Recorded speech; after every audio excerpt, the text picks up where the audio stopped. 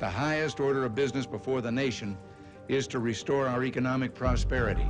In 1981, President Ronald Reagan chose as Treasury Secretary the CEO of the investment bank Merrill Lynch, Donald Regan. Wall Street and the president do see eye to eye. I've talked to many leaders of Wall Street. They all say we're behind the president 100%. The Reagan administration, supported by economists and financial lobbyists, started a 30-year period of financial deregulation. In 1982, the Reagan administration deregulated savings and loan companies, allowing them to make risky investments with their depositors' money. By the end of the decade, hundreds of savings and loan companies had failed.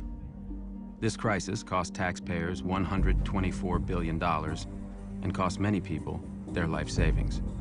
It may be the biggest bank heist in our history. Thousands of savings and loan executives went to jail for looting their companies. One of the most extreme cases was Charles Keating. Mr. Keating, you got a word? In 1985, when federal regulators began investigating him, Keating hired an economist named Alan Greenspan. In this letter to regulators, Greenspan praised Keating's sound business plans and expertise and said he saw no risk in allowing Keating to invest his customers' money. Keating reportedly paid Greenspan $40,000. Charles Keating went to prison shortly afterwards.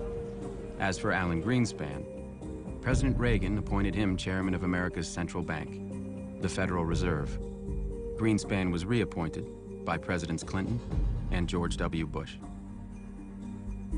During the Clinton administration, deregulation continued under Greenspan, and Treasury Secretaries Robert Rubin, the former CEO of the investment bank Goldman Sachs, and Larry Summers, a Harvard economics professor. The financial sector, Wall Street, being powerful, having lobbies, having lots of money, step by step captured the political system, both on the Democratic and the Republican side. By the late 1990s, the financial sector had consolidated into a few gigantic firms, each of them so large that their failure could threaten the whole system. And the Clinton administration helped them grow even larger. In 1998, Citicorp and Travelers merged to form Citigroup, the largest financial services company in the world. The merger violated the Glass-Steagall Act, a law passed after the Great Depression, which prevented banks with consumer deposits from engaging in risky investment banking activities. It was illegal to acquire Travelers. Greenspan said nothing. The Federal Reserve gave him an exemption for a year, and then they got the law passed. In 1999, at the urging of Summers and Rubin, Congress passed the Graham-Leach-Bliley Act, known to some as the Citigroup Relief Act.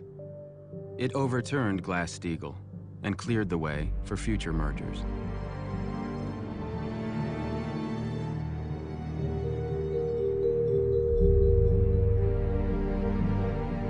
Why do you have big banks? Well, because banks like monopoly power, because banks like lobbying power, because banks know that when they're too big, they will be bailed.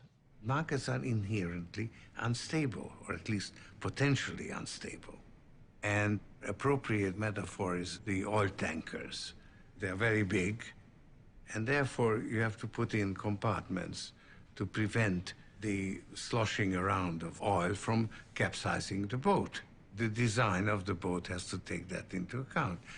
And after the Depression, the regulations actually introduced these very watertight compartments. And deregulation has led to the end of compartmentalization. The next crisis came at the end of the 90s. The investment banks fueled a massive bubble in internet stocks, which was followed by a crash in 2001 that caused $5 trillion in investment losses. The Securities and Exchange Commission, the federal agency which had been created during the Depression to regulate investment banking, had done nothing.